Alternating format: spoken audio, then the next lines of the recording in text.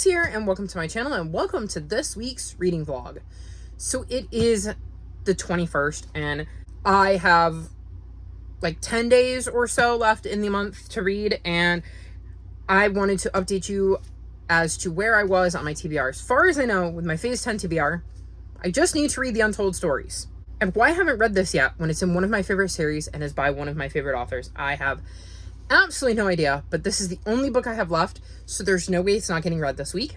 And then for my Phase Out Your TBR, Clock of Stars, Beyond the Mountains. So I still have a lot of the extra books left, but to actually complete my phase for that, this is the only book I have left, I believe. And so this is going to be another huge priority for me this week, is kind of finishing those up so that like I finished my readathons, because I obviously have a video dedicated to the Fun and Book support group. I'll pop it up in the cards here if you're curious as to how that went for me. And then last week I dedicated to the Whodunit readathon. Again, cards if you want to watch that vlog. So the only TBRs I have left are the Phase 10 and Phase Out. So I only have 2 books left. There's no reason I shouldn't be able to read these 2 in the next 10 days. As for what else I'm going to get to, I don't know if you've watched the last vlog. I had to spin a wheel, and I had 26, I believe, books left over when I got done spinning that wheel. So I have lots of options. Last night before bed, I picked up Sanity and Tallulah, and I'm on page 106. This is a graphic novel, and it follows, well, Sanity and Tallulah, and they live on like a space station in space, and I believe it's Sanity, yes. Sanity ends up creating a science experiment, which is essentially a 3-headed kitten, which is dangerous because they're not supposed to have pets in space.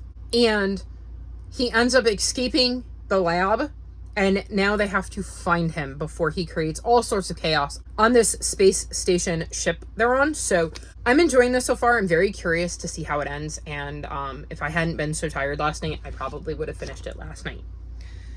But that's kind of all I've really got planned. Like I said, everything else is going to be kind of movie reading based on the books I already have to choose from, not like going a bridge too far. I know I need to edit this week. I'd like to edit my Whodunit vlog so I can get that uploaded for you. It'd be nice if I could edit one of my book hauls, and then I have to start filming, because I have my Phase 10 TBR to film, and I have my Queer Lit Readathon TBR to film. And with the Queer Lit Readathon, one of the hosts is deaf, and they really like it if you caption all of your videos, which I wish I could do, but I struggle so hard to watch myself back when I edit and then watch myself back again to make sure I've caught all of the edits, that I found watching myself back to caption myself really messes with my mental health. Like, I understand the importance of good captions. I try really hard for the Queer Lit Readathon to at least caption the videos that are like my TBR or my vlog if I do a dedicated vlog for the Queer Lit Readathon, or if not, all of my vlogs in the month of June, because I know how important it is to one of the hosts, and I try to accommodate that in that month, even though I know it's going to drain my spoons and affect my own mental health, because I want him to feel included. I don't have the ability to do that all the time.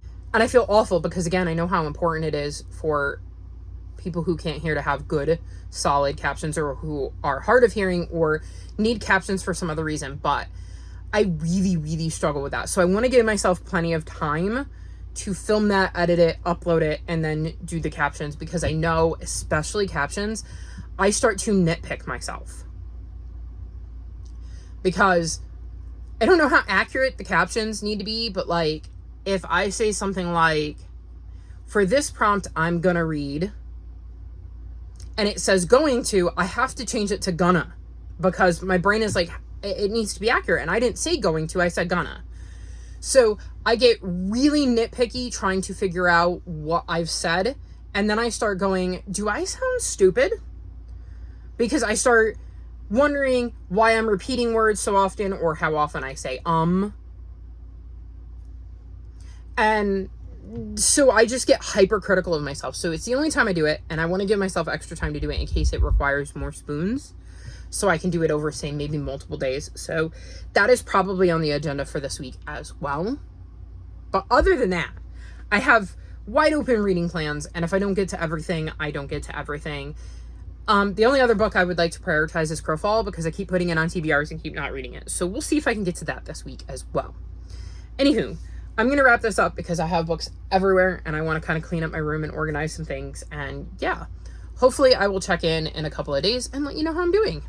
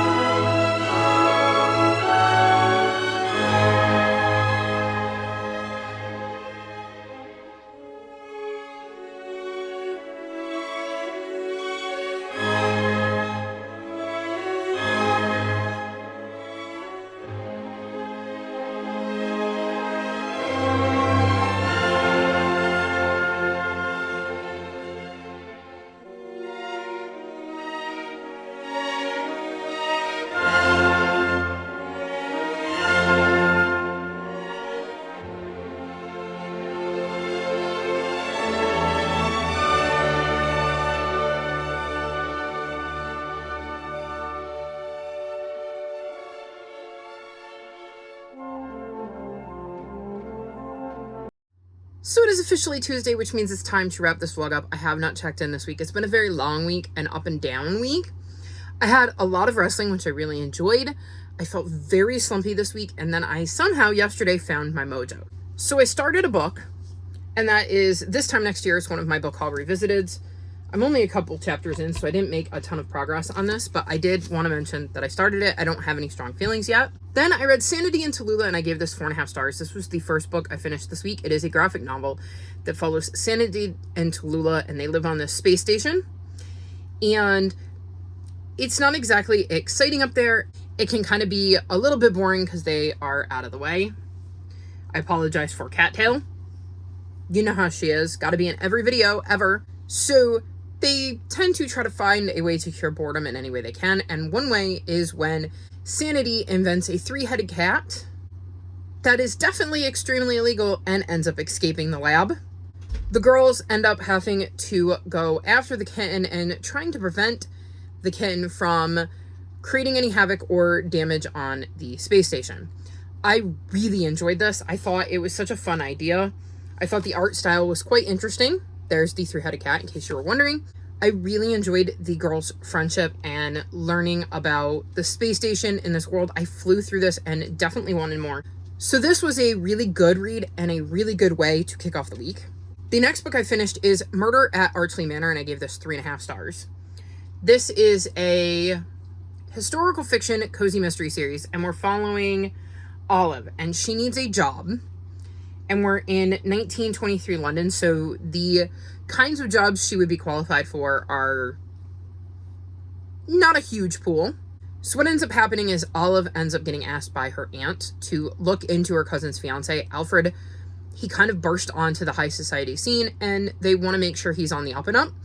But before she can really ask any questions and really dive into his past, they're at a posh party when a murder happens, and everybody there becomes a suspect. So instead of investigating Alfred's past, she also now is investigating this murder. I thought this was a decent start to a series. I thought that it was interesting learning about the world. I wasn't necessarily super invested, but I am definitely willing to give this at least another book in the series to see if it grows. I like the kind of historical setting, and I like that, again, we're seeing a woman do what is in this time period a man's job, and seeing how she manages to dive into that and use some of that to her advantage, and how sometimes it can be a hindrance that she's female in the time period she's in. So definitely willing to give this series a few more books before I make a determination, but it's not necessarily high on my priority list. Then I finally finished the Untold Stories, so I'm going to rate these separately. The first is Hollyleaf's Story, and I gave this 4.25 stars. The second is Misty Star's Omen, and I gave that 5 stars. And then the third is Cloud Star's Journey, and I gave that 4.5 stars. So all in all, this was a really good bind-up. These are novellas in the Warriors series, and Warriors is a series that follows groups of cats that live in clans and have to try to find a way to coexist. I can't really tell you anything about these novellas. All 3 of them, though, do fill in a nice little spot in the story that we didn't know things about. I loved everything about Misty Star's Omen. I just thought that was such a great look at that particular moment. Again, don't want to say too much. Cloud Star's Journey was heartbreaking. And Hollyleaf's Story was interesting, but there was a bit at the end that kind of left me unsatisfied, and I still have some questions. And they might have been answered by the main series. I just don't know for sure because it's been so long since I've read them. But I did think that these were 3 really interesting time periods to look at in the clan's history, and 3 really interesting cats to choose to follow. So I really enjoyed that, and like I said, it's really hard to talk about these time periods without spoiling things. So hopefully I was vague enough that I didn't spoil anything, but specific enough that you kind of know why I enjoyed them. Then I finished The Harp and the Raven Vine, and I gave this 3.5 stars. This is the second book in the Keepers series. And in the first book, we are following Horace, who ends up going into this shop and finding a box, and soon learns that there's more to this box than meets the eye. It kind of called to him, and learning there's a whole world out there that he didn't know about, and that the object he now has some magical properties and has kind of drawn some attention to him that maybe he doesn't want. And we're continuing the story in this one. We meet a new character in this one named Abby, and she also has one of these magical devices, kind of like the box that Horace found. And we also see Horace again continuing to see how his box works. I think this was a little bit long, which brought my rating down, but I definitely thought it was intriguing. There was a character who really annoyed me, but I think that was the point. Like, I don't think we were supposed to like them. And I'm curious to see how their journey continues throughout the next 2 books, because this is a 4-book series, and I'm hoping to get to the rest of the series this year. It wasn't my favorite book, too, which you're going to see in a second, because this isn't the only second book in a series I've read this week. And I just, for such a long book, I wanted more out of it. So we'll see how the 3rd book goes, and hopefully that one will feel paced faster than this one did. Then I read Carnival Catastrophe, and I gave this 4.25 stars. So this is the second book in the Problem Children series, and I was not expecting to get into this as much as I did. So this follows 7 siblings who are all very unique. I will mention that one speaks exclusively in farts, so fart humor isn't really your thing. Maybe give this series a pass. But they have little annotations explaining what each fart means and how it smells, and I can see how middle graders would find this hilarious. But this one focuses on Mona. And it is definitely a continuation of the first book, where they're dealing with some things that if I remember correctly, because it's been a long time since I read the first book, that kind of get revealed throughout the first book, so I don't really want to say what those are. But one of the things I really, really loved about this book is Mona can come off kind of gruff and no nonsense, and it can sometimes seem cruel when she's not trying to be cruel. And I thought it was interesting seeing a character like that, and I thought it was handled really, really well. There's some really, really positive messages that are imparted throughout this story. Like, it has some really, really good messaging for kids in this book specifically, despite some of the humor and the fantastical elements and all of the fart jokes. So I really got into that part of it, and seeing the really heartfelt messages and the way that was communicated. And I can't really I can't really say too much about that without spoiling some things, but one of the things Mona does is enter, the corn dog princess pageant.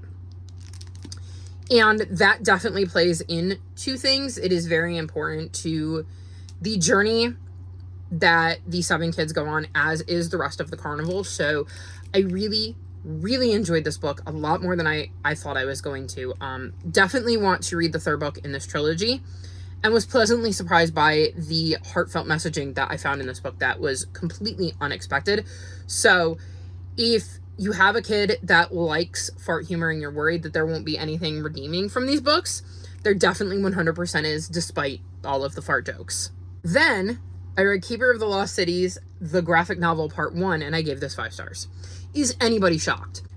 This is a graphic novel adaptation of Keeper of the Lost Cities. We follow Sophie, who has the ability to hear other people's thoughts, and it's really stressful because, well, that's just not a normal thing that happens.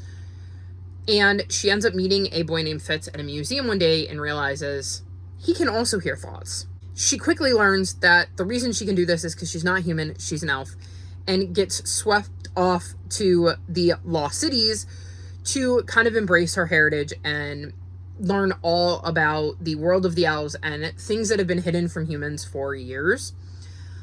This is one of my favorite series. I have read it multiple times. I'm so excited for book, I think it's 9.5 later this year. And this book reminded me of why I love this series so much. The art style is absolutely gorgeous, and I think it does such a good job of bringing Sophie and Co. to life. I've forgotten how much I love being with these characters. It makes me want to just throw out my entire TBR and reread the series, because it does such a good job of taking that first book and taking all of the important things, at least up to this point, because it's obviously not the full first book, hence being a part 1, but it does such a good job of taking all of those things that are important and necessary to build the world of Keeper of the Lost Cities and bring it to life. It's so amazing. I flew through this and I was so happy the entire time I was reading this. Like, I don't know why it took me so long to pick it up, but I was reminded again of my love for Keeper of the Lost Cities, and I think this is my favorite adaptation of a full-length novel to graphic novel that I've ever read, because it hits all of the right notes. And like I said, it was adapted by Selena Friend and illustrated by Gabriella Cianello, and they deserve all of the props because they did such a wonderful job at adapting this and then illustrating this in a way that really makes you feel immersed in the story. So absolutely 100% love this. If you are a fan of Keeper of the Lost Cities, 100% check this out because it was just absolutely amazing. Then I read The Girl with the Dragon Heart, and I gave this 3.75 stars. So this is the sequel to The Dragon with the Chocolate Heart. And I had been putting this off because I wasn't in love with the first book. But I like this one, I think, quite a bit more than the first one, if memory serves. And we're following Silka, and she's kind of a bit homeless. She lives with her brother, has been separated from her parents for some reason, and is very good at kind of blending in and not being noticed, which allows her to hear things that other people might not hear. And in this one, the crown princess contacts her and would like her to spy when the royal family of fairies comes to visit, because this is the first time in anybody's memory that the fairies have chosen to visit their kingdom. And the crown princess is suspicious and is hoping that Silka can help her ferret out what their true motivations are. I was way more invested in this one than I was in the first one. I like our main character a lot more than I liked the main character in the first book, so I'm glad that I decided to continue with the series. It has made me decide that I'm going to pick up book 3 at some point. I think that Silka is such an interesting character because we see all of her motivations, and I think she has some really interesting motivations as to why she agrees to do this, and they're very complex and diverse, and she feels a lot of, like I said, complex emotions as she's going about doing this. I think, like I said, the biggest thing was I didn't connect with the character whose POV we had in book 1, but I'm much more connected with this one. So I enjoyed this one more and felt that it was a good, solid read, a solid addition to the series, and I'm very curious to see where book 3 goes now that I've read book 2 and it's made me more interested in the series again. And then the last book I finished and the last book I have to talk about is Stay. and I gave this 5 stars. So this follows a young girl named Piper, and Piper is currently living in a homeless shelter with her parents and her younger brother. This is a relatively new development, and she's kind of struggling with all of that. And one day she's in line for, I think, like a soup kitchen, and meets an older woman named Jewel and Jewel's dog, Baby. And Jewel is not allowed in the soup kitchen because she can't bring in her dog, and Piper doesn't think that's really fair. So Piper kind of has Jewel and Baby on the brain, and when something happens that causes Jewel to be separated from Baby, Piper steps in and wants to help in any way she can. And we see Piper's journey of trying to figure out a way to help Jewel and Baby in whatever way she is capable of doing that. This book takes a massive look at homelessness, because that is one of the forefront important messages of the book. Is we're seeing several different reasons why somebody might be homeless. They definitely highlight all of the different ways people end up homeless, a lot of the things that homeless people face regardless of why they ended up homeless.